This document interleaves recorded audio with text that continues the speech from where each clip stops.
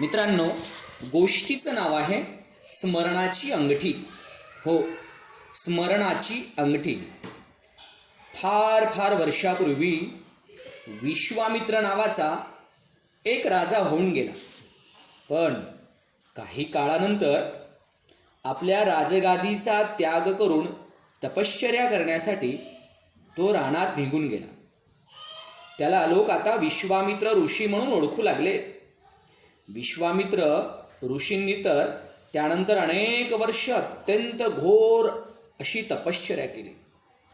त्यांच्या या तपश्चर्येमुळेच सर्व देवदेवतांचा राजा इंद्र याचं आसन डळमळीत झालं.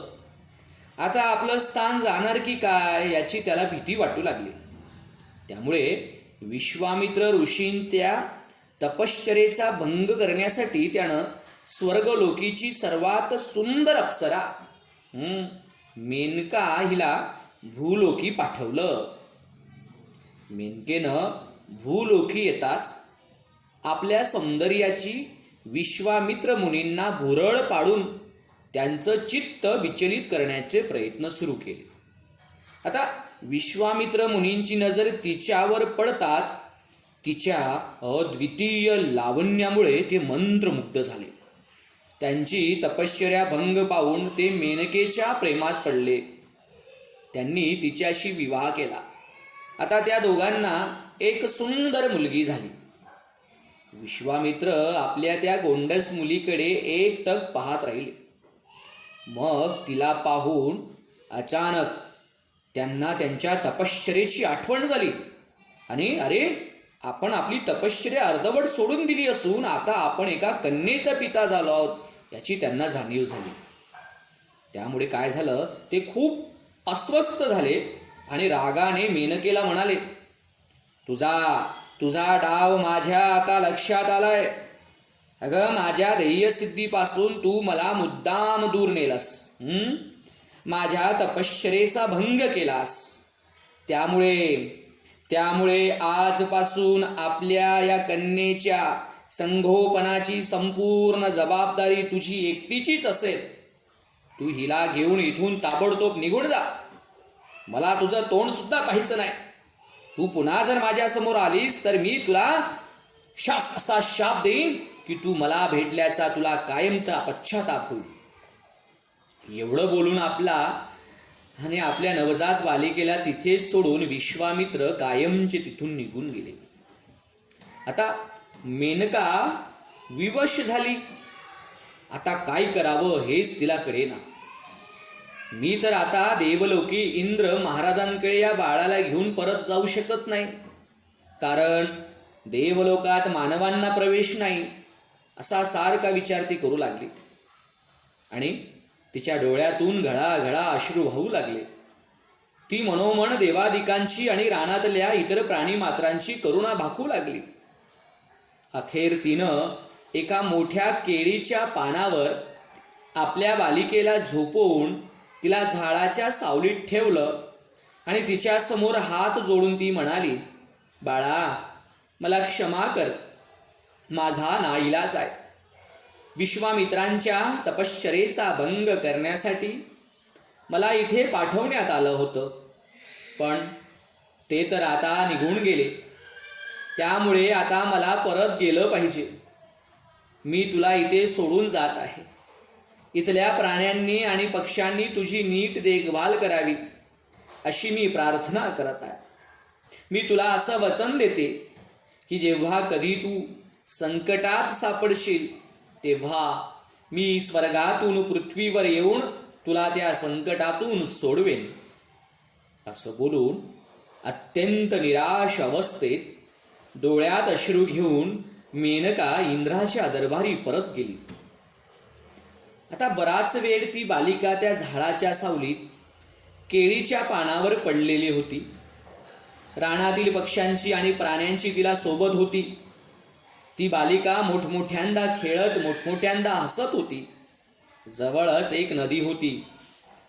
कण्व नावाचे एक मुनी त्या नदीकडे चालले असताना त्या बालिकेच्या हसण्याचा आवाज त्यांच्या कानावर पडला. त्या आवाजाचा मागोवा घेत ते त्या झाडापाशी पोहोचले. तिथे झाडाच्या सावलीत पहुडलेली ती बालिका त्यांना दिसली. आता आजूबाजूचे पक्षी आणि प्राणी तिला सोबत करत होतेच. कण्व मुनींनी त्या बाळाच्या आईवडिलांचा आजूबाजूला शोध घेतला, पण जवळपास कुणाचीही चाहूल लागली नाही. त्यांनी डोळे मिटले. आपल्या योग सामर्थ्याच्या साह्यानं त्यांना एक गोष्ट कळून चुकली. त्या बालिकेला असं रानात एकटं सोडून तिचे आई वडील निघून गेले होते. त्यांनी त्या तान्ह्या बालीला उचलून छातीशी घेतलं. ते तिला म्हणाले, बाळा, मी तर एक संन्यासी आहे, पण मी तुझा माझ्या पोटच्या मुलीप्रमाणे सांभाळ करीन. या शकुंत पक्ष्यांच्या सहवासात इथे तू इतकी रमली आहेस, म्हणून तुझं नाव मी शकुंतला ठेवत आहे. कण्व मुनींच्या ऋषींच्या आश्रमात शकुंतला दिवसामासांनी वाढू लागली. बघता बघता तिचं एका सुंदर तरुणीत रूपांतर झालं. तिला 2 मैत्रिणी सुद्धा मिळाल्या. त्यांची नावं होती अनुसूया आणि प्रियवंदा. कण्व मुनींच्या आश्रमात राहत असलेल्या गौतमी नावाच्या संन्यासी स्त्रीनं शकुंतलेचं संगोपन केलं. शकुंतलेला आश्रमातील प्राण्यांचा आणि पक्ष्यांचा फार लळा होता. तिला झाडाझुडपांविषयी प्रेम होतं. तिला आश्रमात राहायला खूप आवडायचं. ती तिथे खूप सुखी आणि समाधानी होती. आणि एक दिवस काही कामानिमित्त कण्व मुनींना आश्रमातून बाहेर जावं लागलं. शकुंतला आश्रमांच्या झाडांची, फुलांची आणि रोपांची देखभाल करण्यात रमली होती. ती झाडांना पाणी देत होती आणि जरा वेळात तिला एक आवाज ऐकू आला, मला खूप तहान लागली आहे, थोडं पाणी मिळेल का? शकुंतलेनं मागे वळून पाहिलं तर काय, समोर एक उमदा देखणा तरुण उभा होता. तो दुसरा तिसरा कोणी नसून राजा दुष्यंत होता.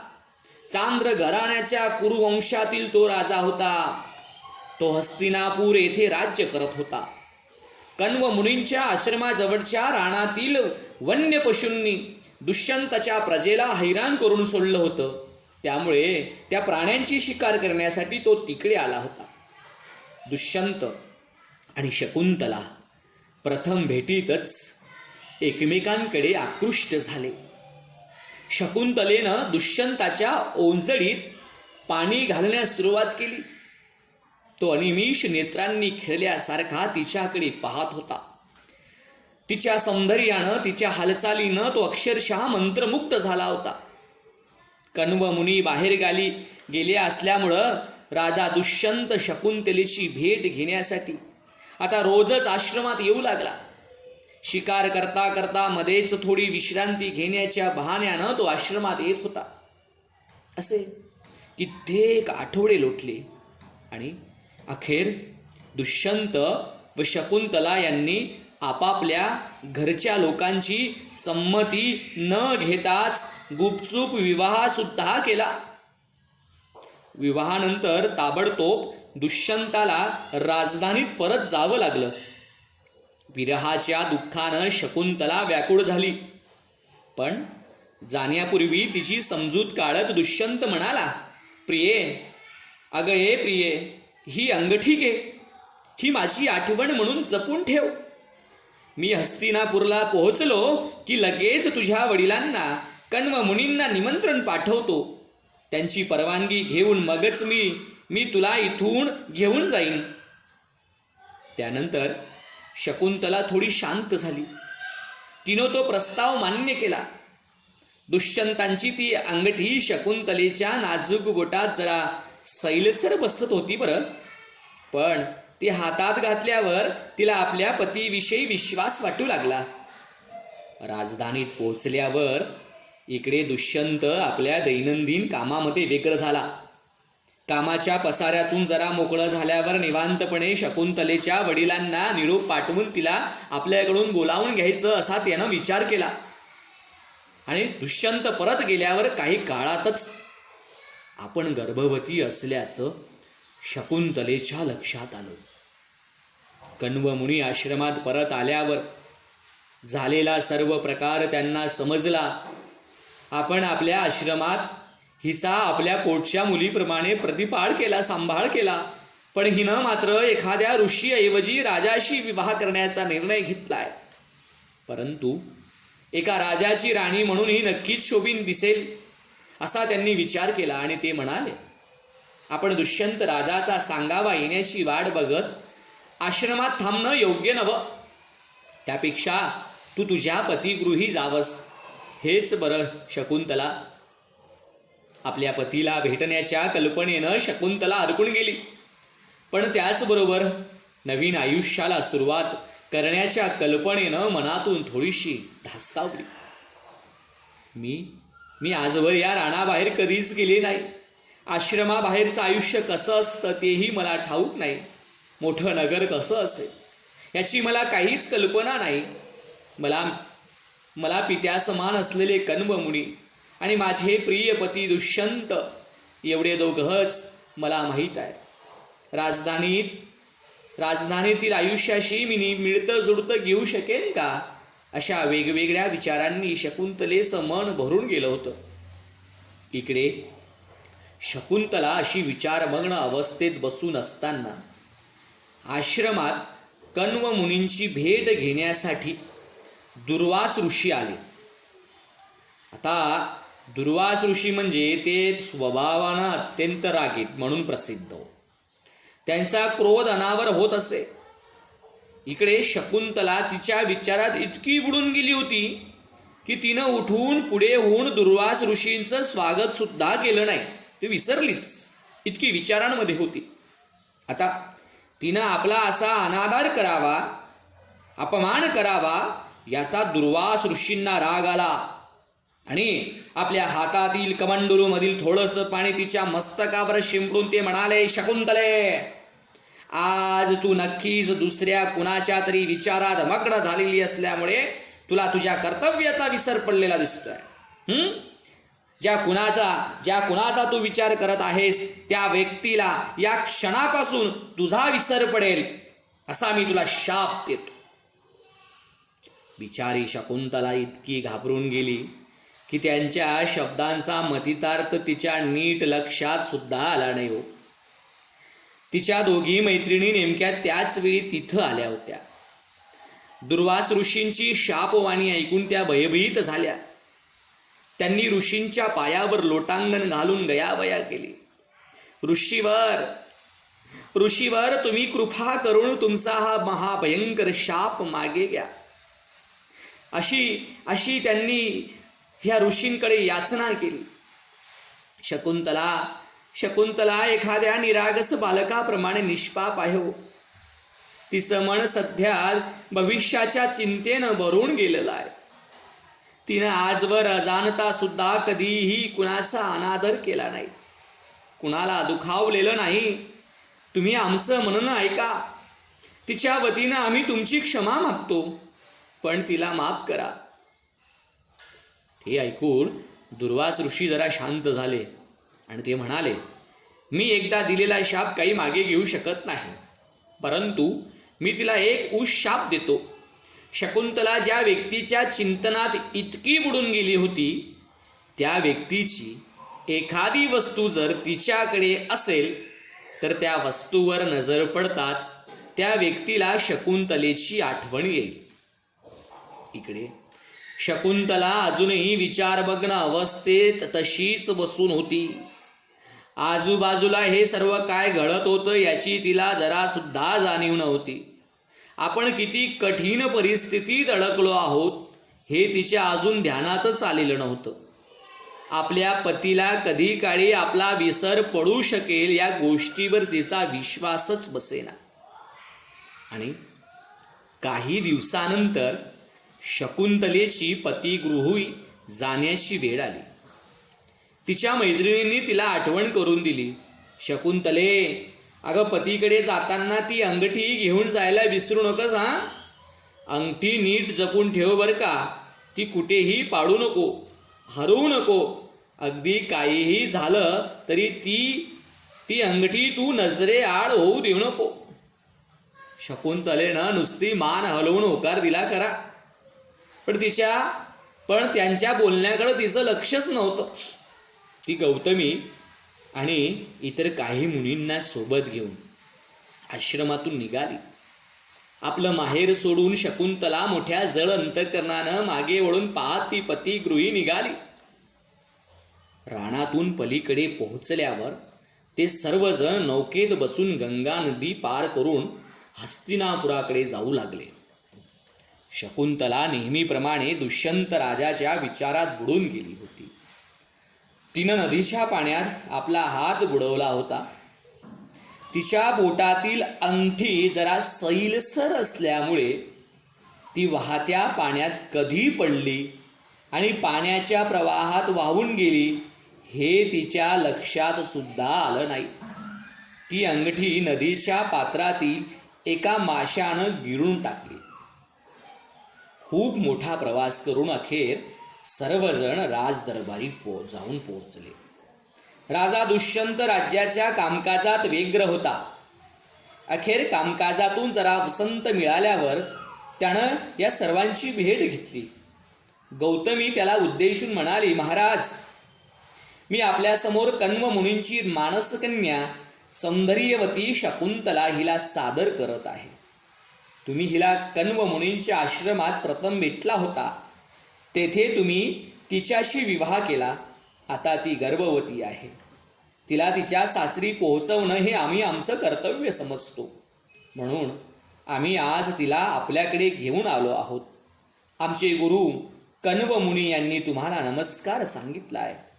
आपल्या या एखाद्या फुलासारख्या नाजूक मुलीचा तुम्ही काळजीपूर्वक सांभाळ करावा अशीही त्यांनी विनंती केली आहे. परंतु दुर्वास ऋषींच्या शापाचा परिणाम म्हणून राजा दुष्यंताला शकुंतलेशी झालेल्या त्याच्या विवाहाचा पूर्ण विसर पडला होता. या स्त्रीला आपण कधीतरी कुठेतरी नक्कीच भेटलो आहोत अशी अंधुकशी जाणीव त्यांच्या अंतर्मनात खोलवर झाली. परंतु तरीही तिचा पत्नी म्हणून स्वीकार करण्यास ते तयार होईना. ते मृदूपणाने म्हणाले, आदरणीय जन हो, तुमच्या गुरूंच्या भावना मी समजू शकतो. परंतु मला तरी या तरुणीला या आधी कधी भेटल्याचं मुळीच आठवत नाही. मग मी तिच्याशी विवाह केलेला असं कसं काय शक्य आहे? तिचा पती माझ्यासारखाच दिसणारा दुसरा कोणीतरी असेल हो. मी तर राजा आहे. माझा विवाह खूप मोठ्या प्रमाणात अनेक जनसज्जनांच्या साक्षीनच होणार ना. मी सांगतो त्यावर विश्वास ठेवा. मी या तरुणीला ओळखत नाही. राजाच्या तोंडचे ते शब्द ऐकून शकुंतलेला फार मोठा धक्का बसला. ती डोळ्यात पाणी आणून राजा दुष्यंताच्या विनवण्या करत म्हणाली, महाराज, माझा विवाह तुमच्याशीच झालाय. मी स्वतः राजघराण्यात जन्माला आलेली नाही याची मला कल्पना आहे. पण मी कधीच खोटं बोलत नाही. मी एका थोर मुनींची कन्या आहे. मला धनसंपत्तीचा, राजवैभवाचा काडी मात्र लोभ नाही हो. माझ्याकडे सद्गुणांची आणि नीतितत्वांची संपत्ती आहे. मी आपल्याशी विवाह केला तो फक्त आपल्यावर असलेल्या प्रेमामुळे. मला राजाची राणी होण्याची तीळमात्र इच्छा नाही. पण महाराज, तुम्ही माझं बोलणं ऐकून तरी घ्या. आपण एकत्र घालवलेल्या क्षणांच्या कित्येक आठवणी माझ्यापाशी आहेत.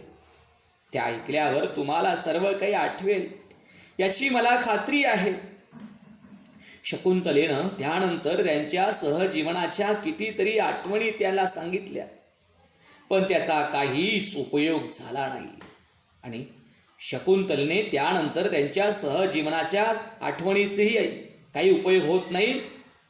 अखेर राजा तिला म्हणाला, हे बघ, तुझ्याकडे जर काही सबळ पुरावा असेल तर तो मला दाखव. म्हणजे कदाचित तू सांगितलेल्या या गोष्टी मला आठवतील. अचानक शकुंतलेला त्या अंगठीची आठवण झाली. तिचा निरोप घेण्यापूर्वी स्वतःच्या हातातली अंगठी काढून त्यानं ती तिला दिली होती ना. हो, तशी एक गोष्ट आहे.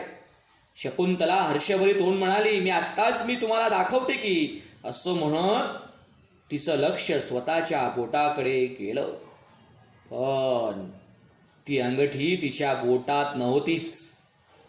ती जोरात रडत म्हणाली, अरे देवा, अंगठी कुठे गेली? राजा काहीच न बोलता वाट पाहत राहिला. शकुंतलेनं तर अंगठी सर्वत्र शोधली, पण तिच्या सामानातून सुद्धा कुठेच त्या अंगठीचा पत्ता नव्हता. गौतमी काळजीत पडून म्हणाली, तू अंगठी कुठे ठेवलीस ते जरा आठव शकुंतले. आपण नौकेत बसून प्रवास करत असताना माझ्या हातात ती अंगठी होती, पण त्यानंतरच काहीच मला आठवत नाहीये. शकुंतला खिन्नपणे म्हणाली. तिचे डोळे पाण्याने भरले होते. दरबारात जमलेली मंडळी तिच्याकडे पाहून कुचेष्टेने हसू लागली. अगतिक होऊन मूकपणे शकुंतला दरबारातून बाहेर पडली. आपण या तरुणीला याआधी कधीही भेटलेलो नाही अशी दुष्यंताची मनोमन खात्री असून सुद्धा त्याचं मन विषादानं भरून गेलं. गौतमी आणि इतर मुनी आश्रमात परत जाण्यासाठी निघाले, पण शकुंतलेनं मात्र राजधानीतच थांबवायचं ठरवलं. अखेर सर्वजण परत गेल्यावर शकुंतला एकटीच विमनस्क अवस्थेत बसून राहिलेली असताना अचानक तिला आपल्या जन्मदात्या आईची व तिच्या वचनाची आठवण झाली. ती मोठ्यांदा रडत आपल्या आईची आळवणी करत म्हणाली, माते, हे बघ, माझ्या नशिबानं मला कुठे आणून सोडलं. आधी माझ्या जन्मदात्या पित्यानं आणि मातेनं त्याग केला, आणि आता माझा पती माझा स्वीकार करायला तयार नाही. तो तर मला ओळखतही नाही. मी विवाहित आहे, गर्भवती आहे. अशा अवस्थेत अपमानित होऊन मला माझ्या माहेरी परत जायचं नाही. आत्ता केवळ तूच मला मदत करू शकतेस. शकुंतलेची माता मेनका दिलेल्या वचनाला जागृत असल्यामुळेच जागून पृथ्वी तलावर धावून आली. ती शकुंतलेला घेऊन मारीची ऋषींच्या आश्रमात गेली. तिथे शकुंतलेनं एका सुंदर बालकाला जन्म दिला. तिनं त्याचं भरत असं नामकरण केलं. हो, भरत. लक्षात ठेवा मित्र हो, फार गमतीशीर भाग आहे पुढे. काही दिवसानंतर राजा दुष्यंताचा एक सैनिक दरबारात येऊन म्हणाला, महाराज, बाजारपेठेत आम्ही एका कोळ्याला अटक केली आहे. त्यामुळे नगरात नुसता हलकल्लोळ माजला आहे. त्या कोळ्याला माझ्या समोर हजर करा, असा हुकूम राजा दुष्यंतानं सोडला. त्या कोळ्याला सैनिकांनी राजासमोर हजर केलं. त्याची पाचावर धारण बसली होती. घाबरत होता तो, आणि त्या कापऱ्या आवाजात कसा बसा म्हणाला, महाराज, मी एक गरीब कोळी आहे. अहो, आज सकाळी मी जाळं लावून बसलेलो असताना एक खूप मोठा मासा माझ्या जाळ्यात सापडला. मी तो घरी नेऊन माझ्या पत्नीला त्याचं कालवण बनवण्यास सांगितलं. तिनं तो मासा कापताच त्याच्या पोटात मला एक मोठी अंगठी सापडली. मला वाटलं, आपण ही अंगठी जर बाजारात नेऊन विकली तर चांगला पैसा मिळेल. अहो, म्हणून मी ती विकण्यासाठी सोनाराकडे गेलो, तर तुमच्या या सैनिकांनी मला अटक केली. पण मला खरंच या अंगठीविषयी काहीच माहिती नाही हो. एका माशाला पकडल्यामुळे मी इतक्या मोठ्या संकटात सापडेन याची मला खरंच कल्पना नाही हो. महाराज, मला सोडून द्या. मी देवा शपथ खरं तेच सांगतोय. मी अंगठी ही राजवाड्यातून चोरून नेलेली नाही हो. मग ती अंगठी राजापुढे सादर करण्यात आली. गंमत आहे ना.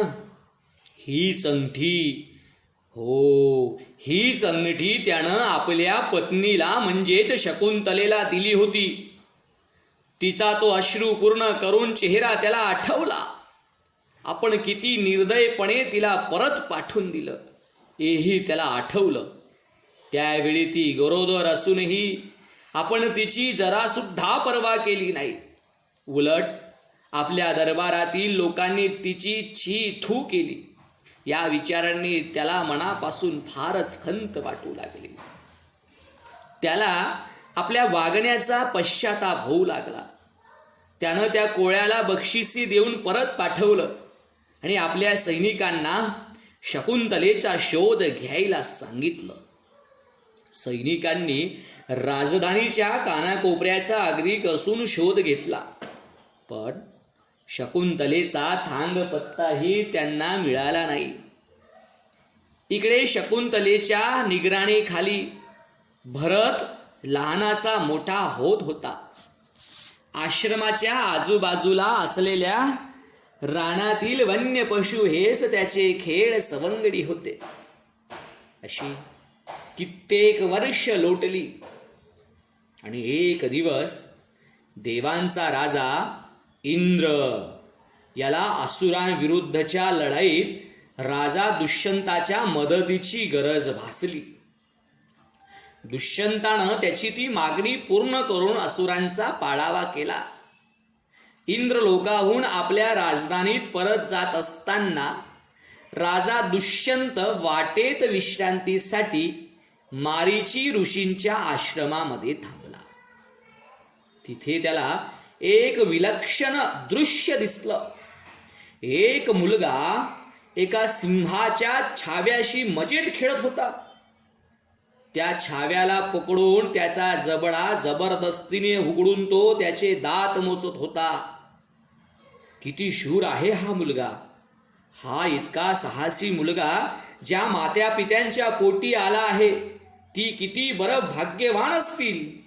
राजा दुष्यंताच्या मनात आलं, खरं तर आपल्या राज्याला हा असा वारस मिळाला तर किती बरं होईल.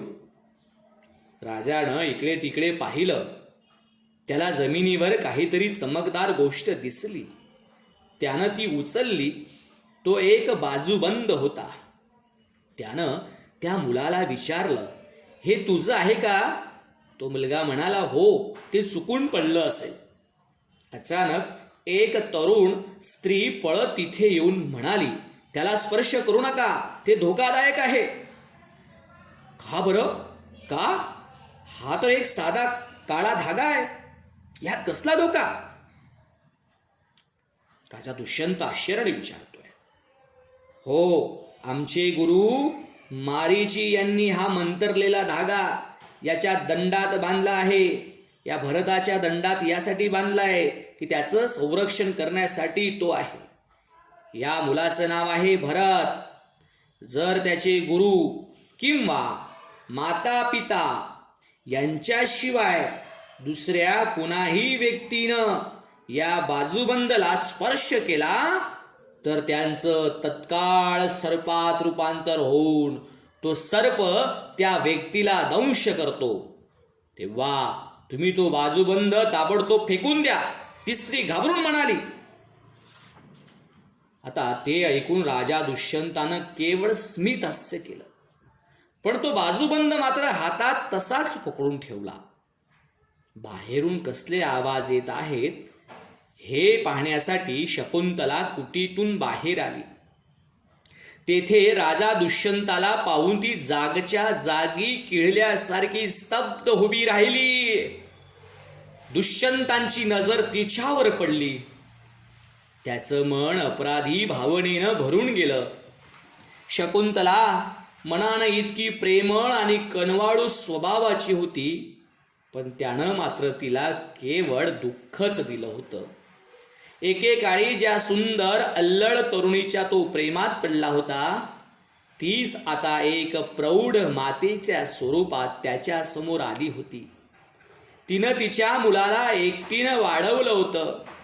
तिचे डोळे बुद्धीच्या तेजाने चमकत होते. तिची नजर अनुभवानं परिपक्व झाली होती. दुष्यंतानं शकुंतलेपुढे नतमस्तक होऊन क्षमा याचना केली, परंतु एव्हाना जे काही घडून गेलं होतं ते काय कारणानं घडलं होतं याची शकुंतलेलाही पूर्ण कल्पना होती. दुष्यंतानं तिला ओळखलं नाही यात खरं तर त्याचा काहीच दोष नव्हता ना. त्यामुळे ती आपल्या पतीची समजूत काढत म्हणाली, यात क्षमा करण्याजोगं काहीच नाही. जीवनाची यात्रा सुख आणि दुःख यांनी भरलेली आहे. काही गोष्टी आपल्या हातात नसतात.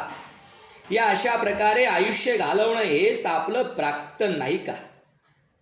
त्यानंतर राजा दुष्यंत सरळ मारीची ऋषींच्या आश्रमात गेला. त्यांच्या परवानगीनं तो आपली पत्नी म्हणजे शकुंतला आणि आपला मुलगा म्हणजे भरत यांना घेऊन राजधानीत घरी आला. आता भरत मोठा झाल्यावर अत्यंत शूर व उत्तम शासनकर्ता झाला. त्यानं भारतातील अनेक राज्यांवर स्वारी करून त्यांच्यावर स्वतःचं आधिपत्य स्थापन केलं. त्याला लोक भरत चक्रवर्ती किंवा भरत सार्वभौम अशा नावानं ओळखू लागले. त्यानं अनेक यज्ञ याग केले. अश्वमेध यज्ञ, राजसूय यज्ञ, विश्वजित यज्ञ.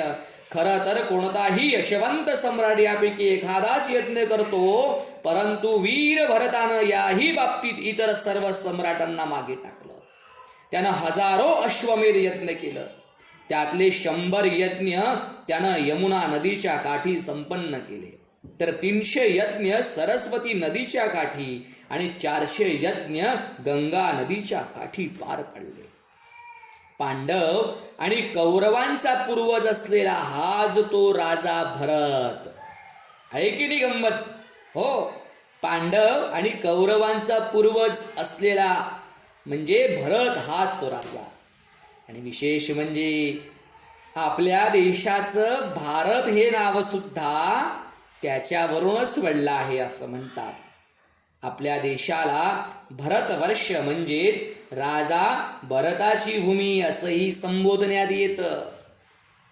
राजा भरताला अनेक अपत्ये होती बरं का, परंतु तो वयानं वृद्ध झाल्यानंतर त्याच्या एक गोष्ट लक्षात आली. अरे, आपल्या या मुलांपैकी एकाचीही आपल्यानंतर राजगादी सांभाळण्याची पात्रता नाही, हे सत्य त्याला कळून चुकलं.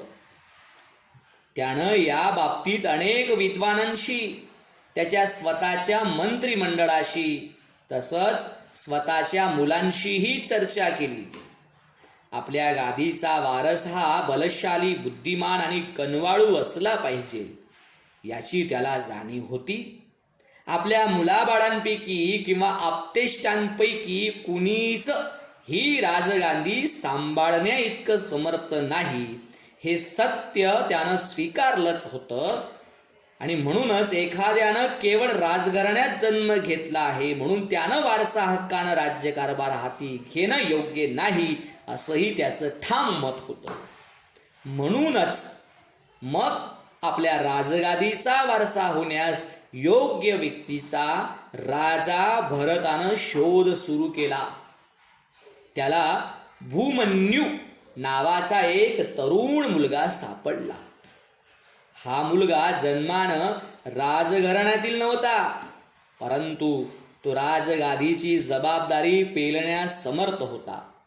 राजा भरतानं सर्व मंत्रिमंडळाची सभा भरवली. आपल्या मुलांकडे एक दृष्टिक्षेप टाकल्यावर पुन्हा त्याला असंच वाटलं की आपण घेतलेला हा निर्णयच योग्य आहे. त्यानं आत्मविश्वासपूर्वक एक घोषणा केली, माझा वारसदार कोण असावा याविषयी मी खूप विचार केला आहे. मी असा निर्णय घेतला आहे की मी जेव्हा राजगादीचा त्याग करेन तेव्हा भूमन्यू हाच राज्याचा सूत्र घेणारा पुढचा उत्तराधिकारी असेल. मग तो भूमन्यूकडे पाहून म्हणाला, बाळा इकडे ये.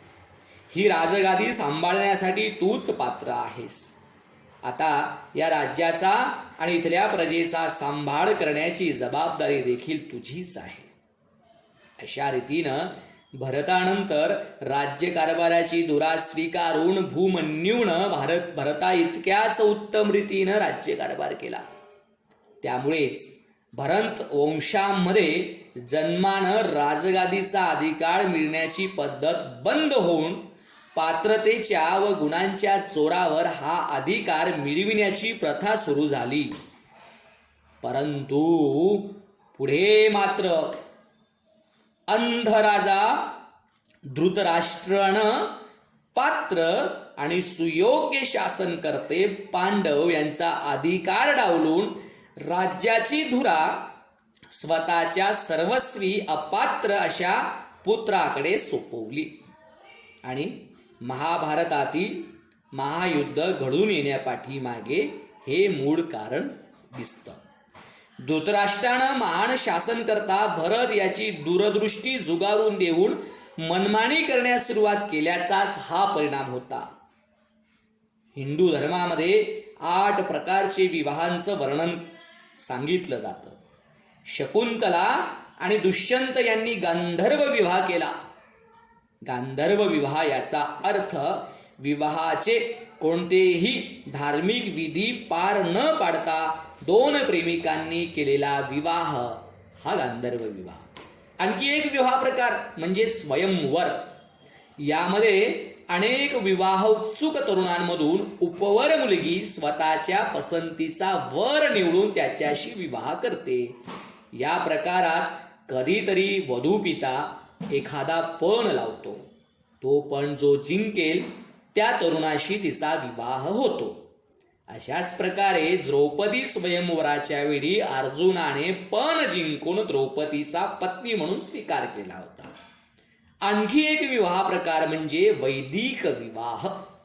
यामध्ये वधूपिता, वरपिता आणि इतर आप्तेष्टांच्या संमतीनं देवा ब्राह्मणांच्या साक्षीनं वैदिक विधीपूर्वक दोघांचा विवाह संपन्न होतो. याशिवाय राक्षस विवाह या प्रकारात वर हा वधूचं अपहरण करून तिच्याशी विवाहबद्ध होतो. कधी कधी हा विवाह वधूच्या मर्जीशिवाय सुद्धा होतो. अशी ही राजा दुष्यंत आणि शकुंतलेची महान अशी गोष्ट स्मरणाची अंगठी आपण या ठिकाणी ऐकली. धन्यवाद.